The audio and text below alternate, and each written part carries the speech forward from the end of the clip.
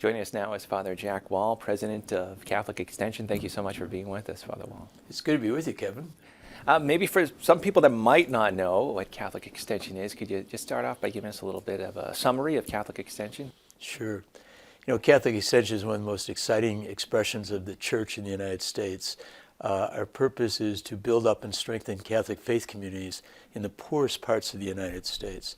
So when Pope Francis invites all of us as Catholics to reach out to the peripheries, to the margins, to the fringes of society, Catholic Extension for over 100 years has been reaching out to the poorest Catholic communities across the United States, trying to build them up and strengthen them so that they can live a very vibrant Catholic faith community, not only for themselves, but for the communities in which they are situated.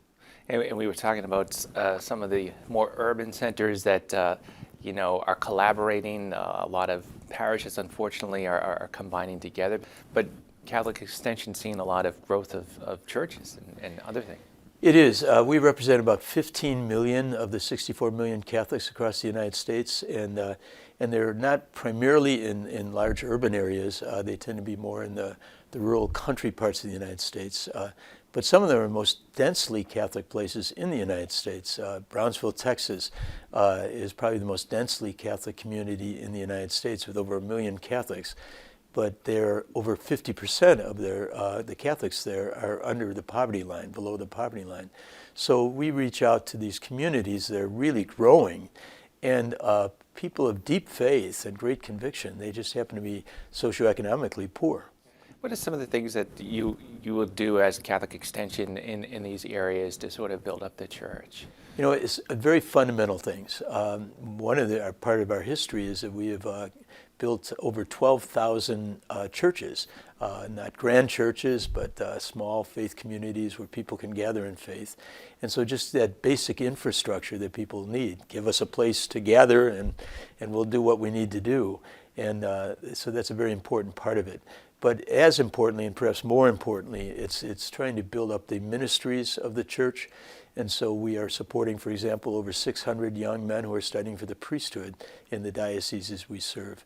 There are 196 dioceses in the United States, and Catholic Extension's mission is to 94 of them. And so building up the ministries, not only the ordained ministries, but supporting salaries of religious and priests in their parishes, and also building up lay Catholic ministries is a very, very important part of it. And we're also trying to develop the ministries themselves with a special concentration with youth and young adults. They're the future of the church, so we're very involved in campus ministry. Most of the dioceses we serve have no basic Catholic structures other than the diocese and the parish. So there are not an abundance of Catholic grammar schools, few Catholic high schools, and perhaps no Catholic universities or colleges. And speaking of universities and colleges, I know you partner with some universities as well to help get the word out about Catholic Extension and help you in your mission. Yes. Well, obviously, we're there to try to strengthen these church communities, and one of the things that they're short of, obviously, is financial support, so we're there clearly on that level. But there's other ways that we can resource these dioceses. The fact that they don't have Catholic universities and colleges means that they don't have the training centers for future leadership. So we are really honored to have Boston College and Fordham University, Notre Dame, Loyola Marymount in California, and other universities have really stepped up and saying, we will help train the future leadership. And so several initiatives that we have are in partnership with them in which they are training young leaders who will go back then to these mission dioceses. They're from these dioceses, and they will go back to serve in them as youth ministers, young adult ministers, religious education coordinators, campus ministers. And so it's a wonderful gift that these universities bring to us, and they do it by offering tuition scholarships to help us to create these future leaders.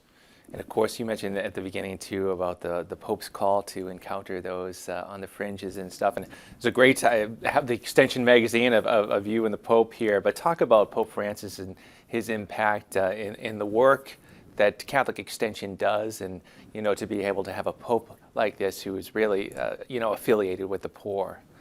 I personally have said to many people, we have the greatest marketer of our mission going in Pope Francis, because he is the one that is calling all of us as Catholics to reach out to the peripheries and the margins and to see in the places where the church is present, vitally present, but among the poor.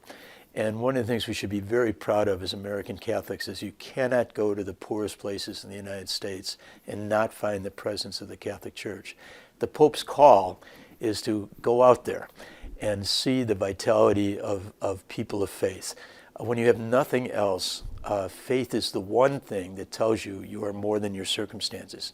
And so you find very strong faith communities here and very aspirational people who really just want to do what we all want to do, to raise their children in faith, to give them a strong sense of values, to build up their character, and to realize that the mystery of God's love and God's life is very much alive in them, and that they can do good things in their life, and they can make a powerful contribution to our society. So when you got the Pope pushing us to do this, we are the instrument. We're the primary instrument for American Catholics to be very effectively present among the poor in our country. And having experienced this for the last 10 years of my life, I just want to let the people know that this is a wonderful way to invest in the future, not only of our church in the United States, but of our society. Where you have good church, you have a good chance of creating a good society.